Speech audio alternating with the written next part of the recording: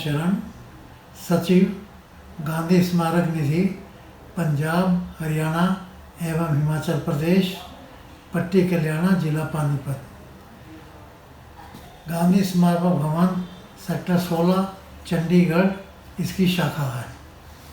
गांधी स्मारक निधि की स्थापना वर्ष 1948 में गांधी जी की शहादत के बाद हुई थी। उस समय तत्कालीन जो कांग्रेस के बड़े नेतागण थे, उन्होंने यह विचार किया कि गांधी की विचारधारा और गांधी के कार्यक्रमों को किस प्रकार से आगे बढ़ाया जाए, उसके लिए एक संस्था स्थापित करने का विचार किया गया।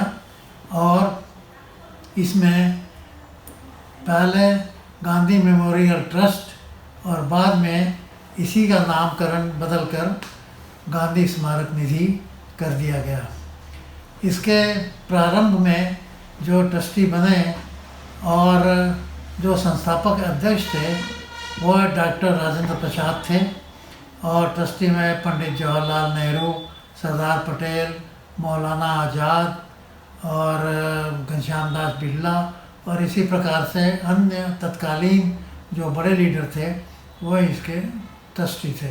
इस प्रकार से इस संस्था की स्थापना हुई। बाद में 1951 में यह तय किया गया कि भाई संस्था का डिसेंट्रलाइजेशन किया जाए और सभी स्टेट्स में अलग अलग संस्था अपना कार्य करे।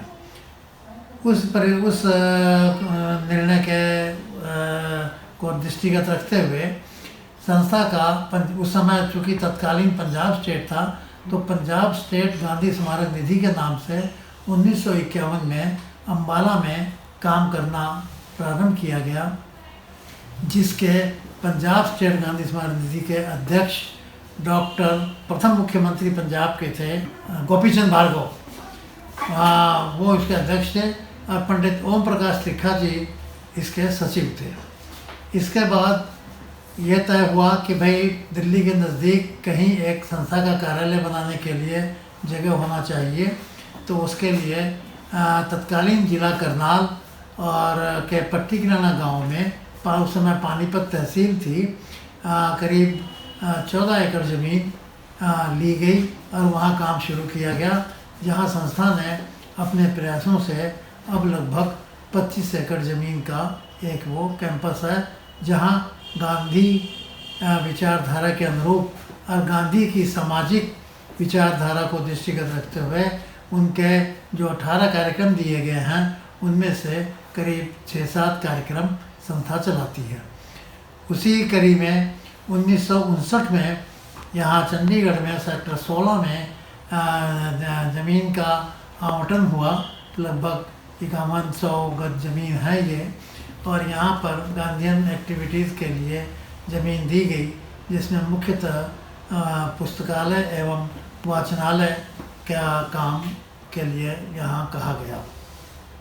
संस्था यहाँ पर अपना पुस्तकालय, वाचनालय और प्राकृतिक चिकित्सा और नेचर क्योर से के शिक्षा से संबंधित कार्य और गांधी जी के इसी प्रकार से सामाजिक कार्यों को यहाँ चंडीगढ़ में इस केंद्र से करती है, चलाती है।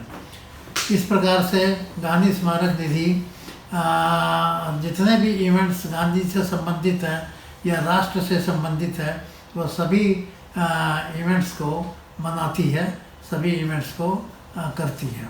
अभी 30 जनवरी आने वाली है, 30 जनवरी 2026, तो इसका भी कार्यक्रम संस्था का जो प्रधान कार्यालय है वह पट्टी कल्याणा से, वहाँ भी हम करने वाले हैं।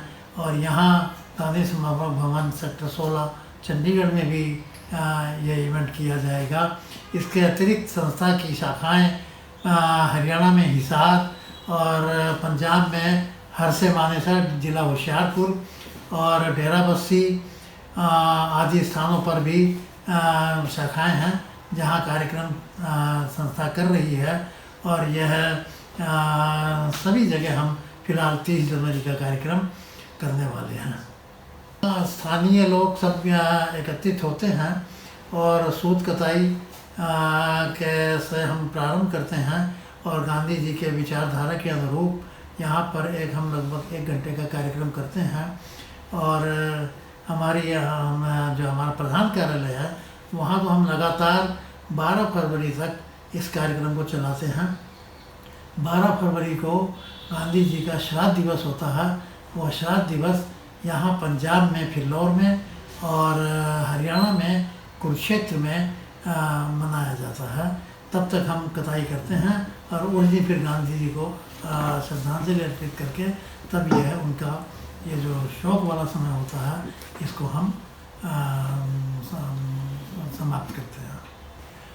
गांधी जी की विचारधारा, जो गांधी जी ने अपनी विचारधारा दी है, वह आज की तारीख में भी बहुत प्रासंगिक है।